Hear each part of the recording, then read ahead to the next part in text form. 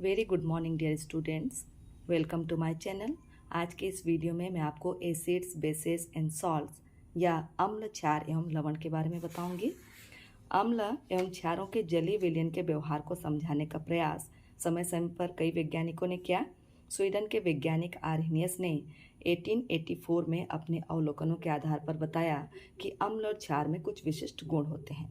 उनके अनुसार अम्ल एक ऐसा अणु है जो कि जलीय विलयन में धन आवेशित हाइड्रोजन आयन तथा एक ऋण आवेशित आयन में वियोजित होता है।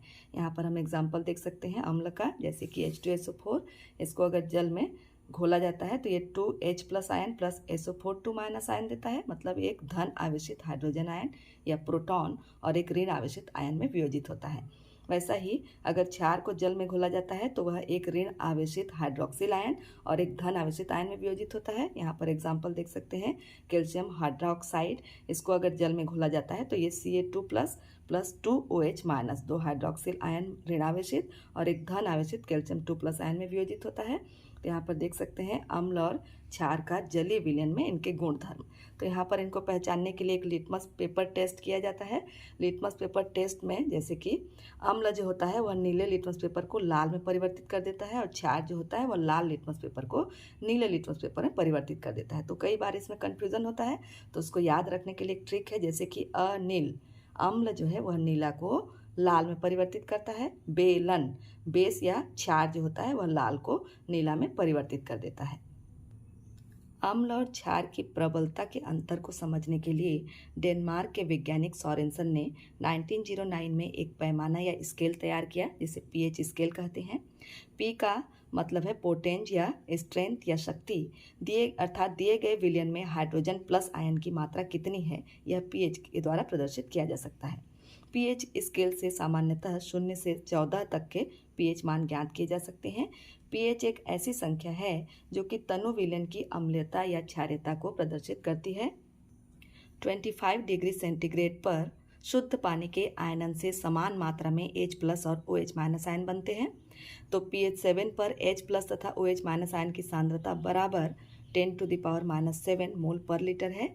तो इस प्रकार pH 7 किसी भी विलयन की उदासीन प्रकृति को प्रदर्शित करता है। तो यहाँ पर देख सकते हैं pH स्केल में pH 7 है जो कि न्यूट्रल या उदासीन विलयन को प्रदर्शित करेगा। और यहाँ से जैसे आगे बढ़ते हैं 7 to 14, 8, 9, 10, 11, 12, 13, 14, यह जो है क्षारकता का बढ़ता क्रम या इंक्रीजिंग ऑर्डर ऑफ बेसिसिटी है। यहाँ पर देखिए अगर नीचे आते हैं 6, 5, 4, 3, 2, 1, 0, 6 to 0, ये जो है अम्लीयता का बढ़ता क्रम या acidity, increasing order of acidity को शो करता है। तो यहाँ पर हम देखेंगे अम्ल और क्षार जो है वो कितने प्रबल होते हैं, कितने दुर्बल होते हैं, वह उसके आयोनाइजेशन से समझ सकते हैं। अगर उसको जल में घोला जाता है तो वह अगर कंप्लीटली आयोनाइज्ड हो जाते हैं या पूरी तरह आयनीकरण हो जाता है तो वह प्रबल अम्ल या प्रबल क्षार होंगे। अगर उनमें आयोनाइजेशन जो है कंप्लीट नहीं होता है या बोल सकते हैं कुछ ही मात्रा में आयनन होता है तो वह दुर्बल अम्ल या दुर्बल क्षार कहलाते हैं। अब हम देखते हैं लवण या salt.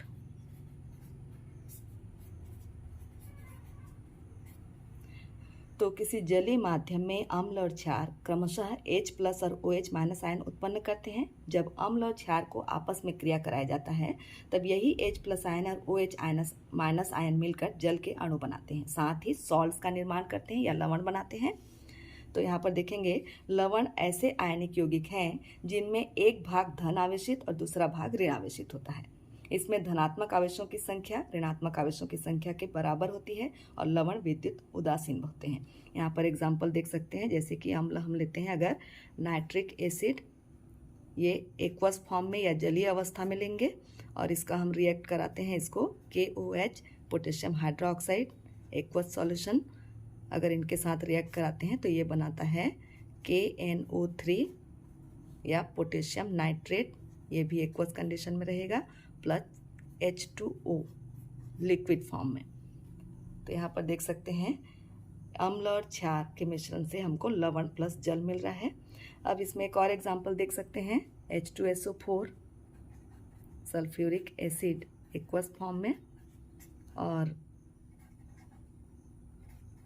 CuOH whole twice aqueous form में, कॉपर हाइड्रोक्साइड, इन दोनों को जब रिएक्ट कराया जाता है तो कॉपर सल्फेट सॉल्ट बनता है। और वाटर बनता है लिक्विड फॉर्म में। तो यहाँ पर देख सकते हैं लवण का धनात्मक भाग जो होता है, किसी भी सॉल्ट्स का धनात्मक भाग क्षारक से आता है, जिसे क्षारीय मूलक या बेसिक रेडिकल कहते हैं, और ऋणात्मक भाग जो है वह अम्ल से आता है, इसीलिए उसे अम्लीय मूलक या एसिड रेडिकल कहते हैं। जैसे कि पोटेशियम नाइट्रेट में हम देखें, यहाँ पर K+ जो है वह क्षारीय मूलक है और NO3- अम्लीय मूलक है। जरूरी नहीं है कि कोई भी लवण केवल प्रबल अम्ल एवं प्रबल क्षार से बना हो। तो इसको जानने के लिए हम देखेंगे कि लवण हमेशा क्या उदासीन रहते हैं या न्यूट्रल रहते हैं। तो हम समझ सकते हैं अगर उसमें प्रबल अम्ल और प्रबल क्षार से कोई लवण बनता है तो वह उदासीन होगा, और दुर्बल अम्ल दुर्बल क्षार से अगर कोई लवण बन रहा है तो भी उदासीन होगा। लेकिन अगर प्रबल अम्ल और दुर्बल क्षार से कोई लवण बन रहा है तो उसकी प्रकृति जो है वह अम्लीय हो जाएगा, और प्रबल क्षार एवं दुर्बल अम्ल से कोई लवण बन रहा है तो उसकी प्रकृति क्षारीय हो जाएगा। तो यहाँ पर देख सकते हैं लवण हमेशा न्यूट्रल नहीं होता है, वह उसके बनाने में भाग लेने वाले अम्ल और क्षार की प्रबलता पर डिपेंड करता है। आई होप ये वीडियो आप लोगों को पसंद आया होगा। अगर अच्छा लगे तो वीडियो को लाइक कर दीजिएगा और शेयर कर दीजिएगा, और मेरे चैनल को सब्सक्राइब कर दीजिएगा। Thank you for watching this.